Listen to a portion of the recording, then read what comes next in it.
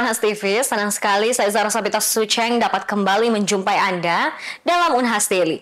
Dalam beberapa menit ke depan kami akan menyajikan berita-berita teraktual hanya untuk Anda.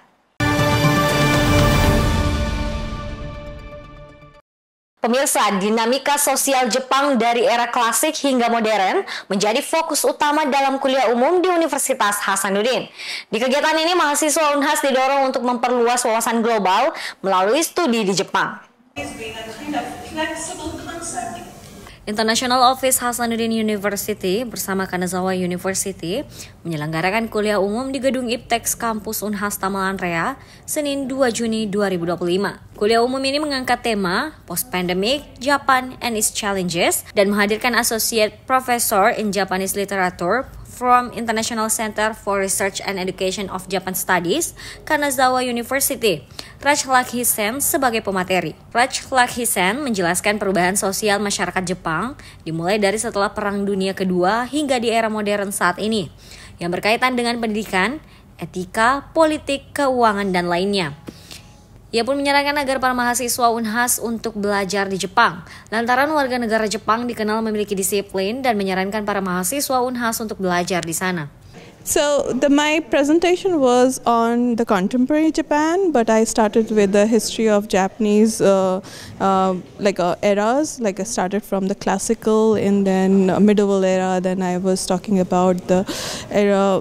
The modern Japan, which is a Meiji Japan, where Japan started modernizing, and then I talked about the contemporary issues related to education, related to work ethics. If your student want to go to Japan and study in Japan, what they should do about that, and also the issues related to contemporary politics and the gender roles and so on and so forth. Untuk itu, Raj Lakhi berpesan agar mahasiswa yang ingin melanjutkan studi ke luar negeri, khususnya di Jepang, agar belajar bahasa dan budaya yang akan membantu mereka untuk beradaptasi. Kuliah umum ini dimoderatori oleh Kepala Kantor Urusan Internasional Unhas, Andi Masyita Irwan Escape NS Man PhD, dan diikuti antusias oleh puluhan mahasiswa Universitas Hasanuddin dari berbagai jurusan. Zara Sabita Sucheng, Muhammad Syeful, Unhas TV. Pemirsa, tumor teratoma memiliki berbagai jenis dan tingkat keganasan yang berbeda. Karena itu pun pengobatannya pun bervariasi, mulai dari observasi hingga kemoterapi. Simak informasi selengkapnya untuk Anda. Tumor teratoma terdiri dari jenis matur atau tumor jinak dan imatur atau tumor ganas. Untuk mengetahui jenisnya, dokter akan melakukan pemeriksaan patologi anatomi setelah operasi. Menurut Dr. Sumiati, dokter spesialis bedah anak, jenis tumor teratoma dapat dikenali melalui pemeriksaan laboratorium.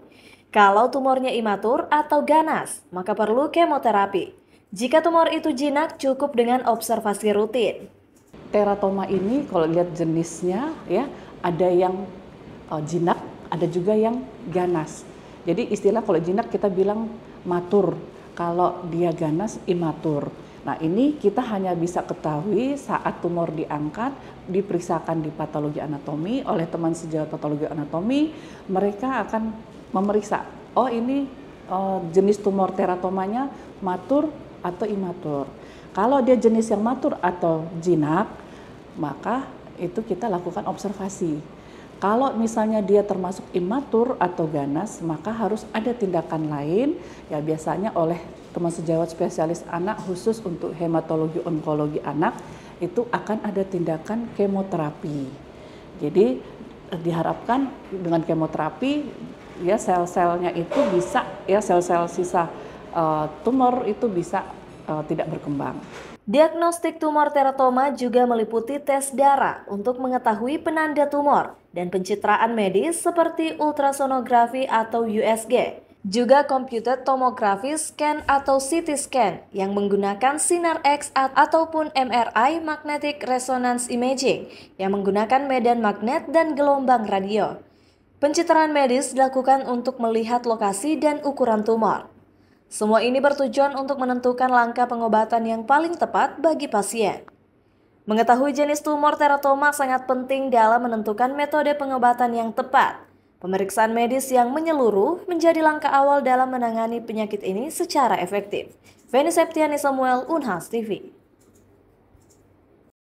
Baik pemirsa, berita tadi sekaligus menutup perjumpaan kita hari ini. Jangan lupa untuk terus saksikan Unhas Daily hanya di Unhas TV. Saya Zara Sabita Suceng beserta seluruh kru yang bertugas, pamit undur diri dan sampai jumpa.